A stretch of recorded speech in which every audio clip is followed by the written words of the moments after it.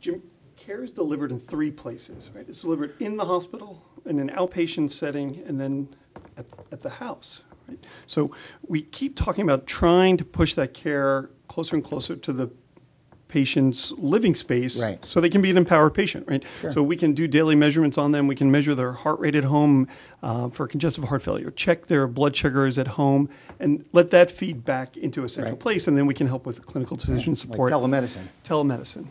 So the amount of data that will create, right, is a challenge.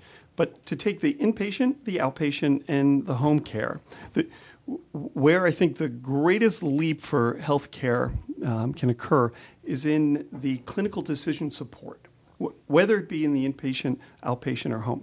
So you take the most complicated patient in a hospital. They're in the intensive care unit.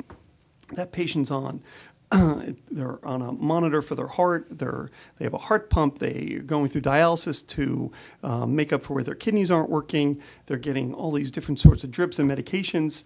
And the amount of data that's created from that is overwhelming for sort of one person to sort of predict what's going to happen. Right. So imagine taking all of that data and then doing predictive analytics on it so that I can tell by looking at their lactic acid level, by looking at their pH level of their blood, that in 3 hours, that if I don't make some significant interventions right now, that this patient will not have a good outcome. Wow. And I think we're right at that point where that ability to analyze and predict with an amount of knowledge that's available is in the not too distant future. Wow.